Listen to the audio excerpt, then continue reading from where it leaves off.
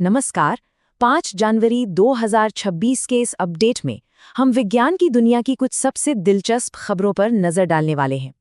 तो सबसे पहले सोचिए, अंतरिक्ष में एक ऐसा ग्रह है जो किसी तारे की परिक्रमा नहीं करता, बस यूं ही अकेला भटक रहा है। अब वैज्ञानिकों ने पहली बार ऐसी ही एक आवारा ग्रह का वजन मापने में कामयाबी हासिल कर ली है। और वापस धरती पर आते हैं। यहाँ एक ऐसी खोज हुई है जो शायद हमारे सबसे बड़े सिरदर्द मतलब कि कभी ना खत्म होने वाले प्लास्टिक का अंत कर सकती है। और इसके बाद हम समय में और भी पीछे जाएंगे, जहाँ नए सबूत ये बता रहे हैं कि हमारे सबसे पुराने पूर्वज 2 पैरों पर चलते थे। ये एक ऐसी खोज है जो इंसान के विकास की कहानी को ही बदल सकती है।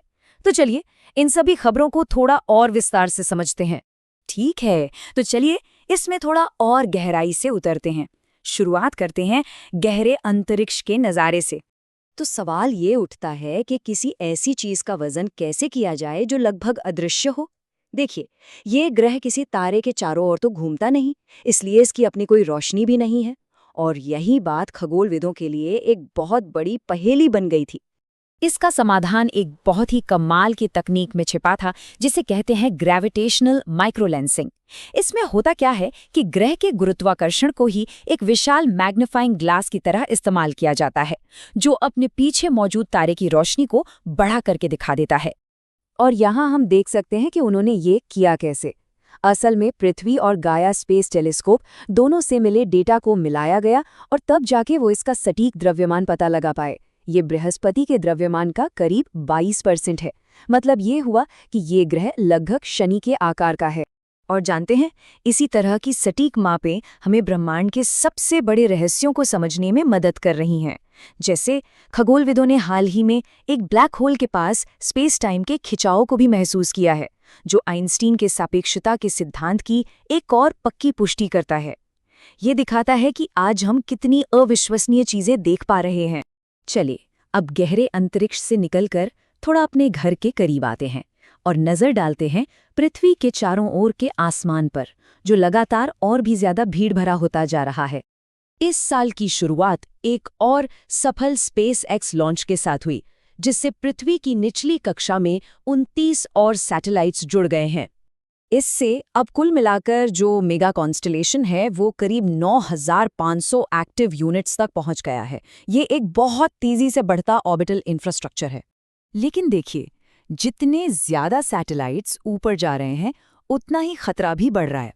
अब विशेषज्ञों का अनुमान है कि इस साल अंतरिक्ष से गिरने वाले मलबे के किसी कमर्शियल फ्लाइट के रास्ते में आने की संभावना 26% तक है।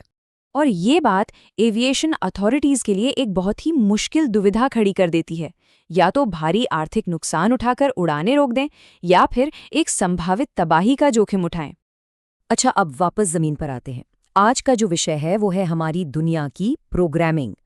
मतलब उन चीजों से लेकर जो हम इस्तेमाल करते हैं, हमारे अपने शरीर की बायोलॉजी तक। तो ये काम कैसे करता है? असल में रटगर्स के रिसर्चर्स ने एक ऐसा प्लास्टिक बनाया है जिसे एक तरह से प्रोग्राम किया जा सकता है। इसकी मॉलिक्यूलर संरचना में आप कह सकते हैं कमजोर बिंदु बनाए गए हैं। इन्हें खास ट्रिगर्स जैसे यूवी लाइट से एक्टिवेट किया जा सकता है। इसका सीधा सा मतलब ये है कि जब प्लास्टिक का काम खत्म हो जाए तो हम उसे सुरक्षित रूप से खत्म होने का कमांड दे सकते हैं। और यही प्रोग्रामिंग का सिद्धांत हमारे शरीर पर भी लागू होता है, लेकिन कभी-कभी गलत तरीके से। एक नई स्टडी से पता चला है कि टाइप 2 डायबिटीज हमारे दिल को 3 स्टेप्स में एक तरह से नुकसानदेह तरीके से रीप्रोग्राम कर देती है। पहले तो ये दिल की कोशिकाओं तक एनर्जी पहुंचने में रुकावट डालती है, फिर मांसपेशियां कमजोर हो जाती हैं और आखिर में दिल सख्त हो जाता है, जिससे हार्ट फेलियर का खतरा बढ़ जाता है। अब हम मॉलिक्यूलर लेवल से निकलकर एक बहुत बड़ी कहानी की तरफ चलते हैं और अपने अतीत में 70 लाख साल पीछे देखते हैं।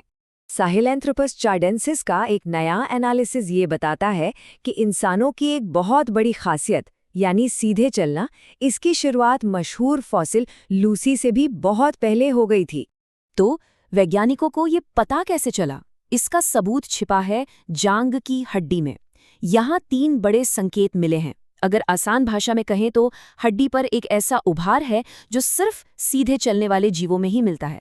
हड्डी में एक खास तरह का घुमाव है और मांसपेशियों के जुड़ने के सबूत भी बिल्कुल शुरुआती इंसानों की तरह हैं। ये सब मिलकर एक बहुत मजबूत केस बनाते हैं। मतलब ये हुआ कि हमारा सबसे पहला ज्ञात पूर्वज एक बड़ा ही अनोखा मिश्रण था। वो जमीन पर दो पैरों से चलता था, लेकिन उसका दिमाग एक चिंपांजी के बराबर था और शायद वो अपना काफी समय पेड़ों पर भी गुजारता था। तो फिर आज की इन सभी विज्ञान की खबरों से हमें क्या सीखने को मिलता है? बड़ी तस्वीर क्या है? अगर हम इन सभी खबरों को एक साथ जोड़कर देखें तो एक बहुत ही दिलचस्प पैटर्न उभर कर आता है। चाहे वो प्लास्टिक हो जिसे एक खास लाइफ स्पैन के लिए प्रोग्राम किया गया है, या फिर मेडिकल ट्रीटमेंट जो हर इंसान के लिए अलग हो, हम ये देख रहे हैं कि साइंस अब मॉलिक्यूलर लेवल पर जाकर समाधान तैयार कर रही है। और ये ट्रेंड हमें भविष्य के लिए एक बहुत गहरे सवाल पर सोचने पर मजबूर करता है कि जैसे जैसे हम अपनी दुनिया को प्रोग्राम करना सीख रहे हैं, प्लास्टिक से लेकर अपनी बायोलॉजी तक, तो फिर प्रकृति कहाँ खत्म होती है और टेक्नोलॉजी कहाँ से शुरू होती है? ये सोचने के लिए एक बहुत बड़ी बात है।